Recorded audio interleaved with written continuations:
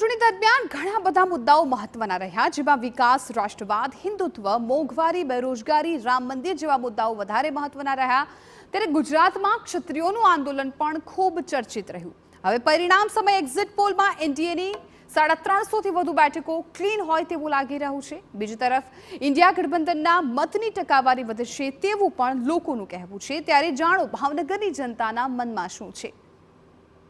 લોકસભાની ચૂંટણીના પરિણામને જ્યારે જૂજ જ સમય બાકી છે ત્યારે અમારી સાથે જોડાયા છે ભાવનગરના લોકો। સીધી તેમની સાથે વાત કરશું કે શું માની રહ્યા છે એનડીએ સરકારને લઈને, ઇન્ડિયન ગઠબંધનને લઈને કેવા પ્રકારના પરિણામો આવવાની શક્યતા છે, શું તેમની માન્યતા છે, તમામ સવાલોના જવાબ મેળવશું તેમની પાસેથી।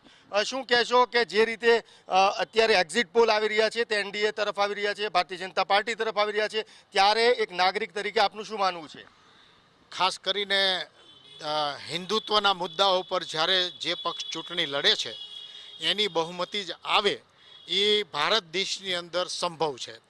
અને ભાજપ જ્યારે હિન્દુત્વના મુદ્દાઓ પર અને વિકાસના મુદ્દાઓ પર જ્યારે ચૂંટણી લડી છે એ બે મહત્ત્વના મુદ્દા છે રાષ્ટ્ર માટે અને આપણા દેશ માટે। આ હિન્દુ રાષ્ટ્ર ઘોષિત થાય કે ન થાય, તેમ છતાં હિન્દુત્વ તો અખંડ રહેવાનું છે, સનાતન ધર્મ અખંડ રહેવાનો છે। આ મુદ્દા ઉપર ભાજપના ઉમેદવારોએ પ્રચાર પ્રસાર કર્યો છે, એટલે એમને મત મળે અને એને બહુમતી જ મળે એવું હું માનું છું। હિન્દુત્વના મુદ્દાને લઈને પરિણામ તેના તરફ આવે તેવું એમનું માનવું છે। શું માનો છો આપ કે આ વખતેના મોંઘવારીનો મુદ્દો છે કે જે રીતે ઇન્ડિયન ગઠબંધનનું જે પ્રચાર પ્રસાર હતો તે લાગે છે અસર કરે? મોદી સાહેબનો જે વિકાસ છે એ વિકાસના હિસાબે મોદી સાહેબની ફરી સરકાર બને છે। જે બેરોજગારીનો પ્રશ્ન હતો તો એમાં તો ઘણા અંશે એમાં લોકોને રોજગારી મળી છે। ભાજપના જે સારી સારી યોજનાઓ છે લોકો સુધી પહોંચી છે।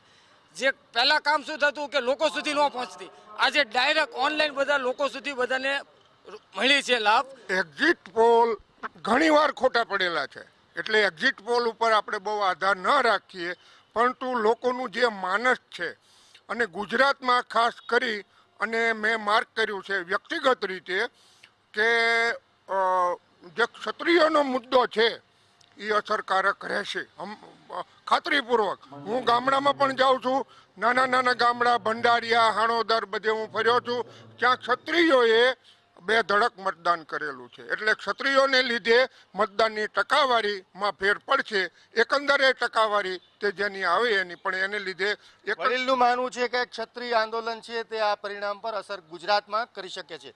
શું માનવું છે જે રીતે એક્ઝિટ પોલના આંકડા આવી રહ્યા છે, તમારા મતે કોનું પલડું ભારે રહેવાની શક્યતાઓ રહેલી છે? પરિણામને લઈને આપનું શું માનવું છે? એક્ઝિટ પોલને જોતા અને જે રીતે નરેન્દ્રભાઈ મોદીના નેતૃત્વમાં ભારતીય જનતા પાર્ટી જે એક બૂથ લેવલ સુધીનું કાર્ય કર્યું છે, એ બૂથ લેવલ સુધીના કાર્યકર્તાઓએ જે રીતે વધાવ્યું છે એને ધ્યાનમાં રાખી અને ભારતીય જનતા પાર્ટીની એનડીએની સરકાર ફૂલ બહુમત સાથે આવશે। આ હતા ભાવનગરના લોકો, તેમનું અલગ અલગ મંતવ્યો છે। અમુક લોકોનું માનવું છે કે હિન્દુત્વના મુદ્દાને લઈને એનડીએ સરકાર આવી રહી છે અને એક્ઝિટ પોલના આંકડા સાચા છે, જ્યારે અમુક લોકોનું માનવું છે કે ક્ષત્રિય આંદોલન ગુજરાતમાં અસર કરશે, જ્યારે અમુક લોકોનું માનવું છે કે આવનારા સમયની અંદર એક્ઝિટ પોલ છે આંકડા ખોટા પણ હોઈ શકે છે અને પ્રજાએ જે કામ થયું છે તેને લઈને મત આપ્યો છે। અજીત ગઢવી, TV9 ભાવનગર।